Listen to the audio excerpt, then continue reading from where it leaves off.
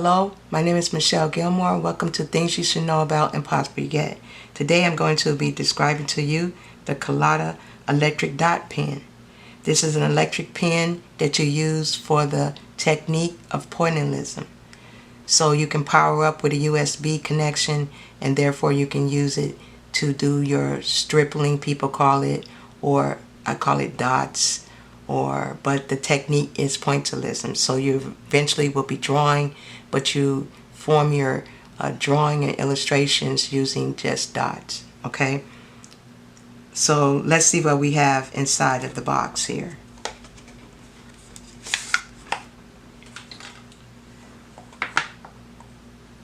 So it comes in this case like here, and I'm gonna open it up here. You got the instructions like this. Okay.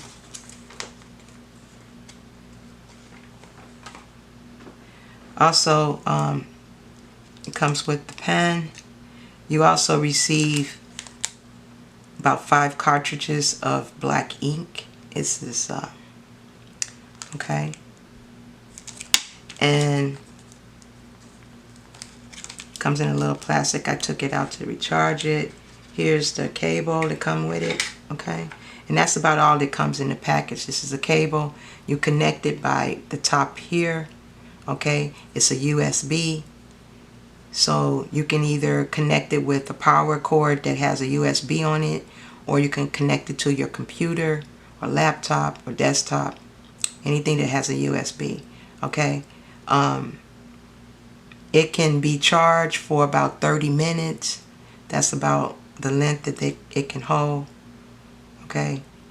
So let me move this aside. Look at this thing on top. Look at that top. I want you to. This is the way it looks. You kind of, this button right here, you kind of press that to turn it on and off. If I turn it on, I call it, try to put this down for a minute, okay.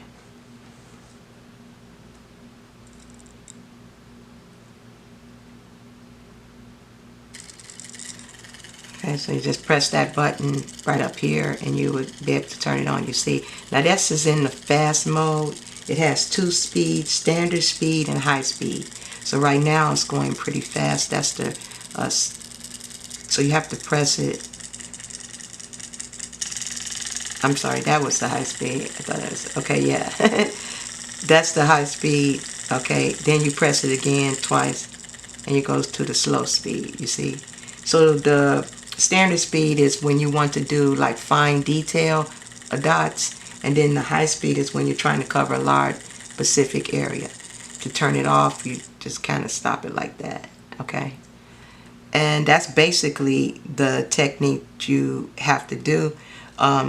I tried to take it off, so I got a little ink there, but it was a little plastic covering over the pen point, and they say take it off before you charge it, okay, but I think I charged it with that on there. But so when I got ready to take it off, a little of the ink came on my finger. So if you get it, remember to take it, so look, a little plastic covering probably to protect the point. And you need to pull that off before you charge it. But I mean, it didn't do any damage, but except for, I guess, all the ink flowed in there when it charged. Okay, so basically that it. You also can use the cable to work with it if you don't have, like you run out of time, just 30 minutes. You can plug it up to a USB and use it with the cable attached to the power supply. Okay, it also has color ink. Okay, you can, and I got this from Amazon.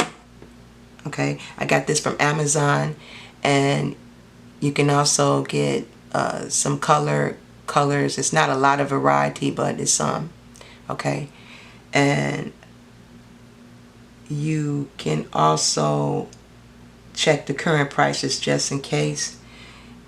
Because it has the magnetic components, you shouldn't put it around any credit cards or any kind of bank cards or anything with a magnetic data strip.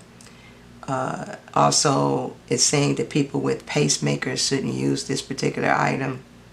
So it's on your discretion. And I guess if you have these things, or make sure that you don't have it around anything that's magnetic. And the people that with pacemakers, they shouldn't use it. That's what they say. And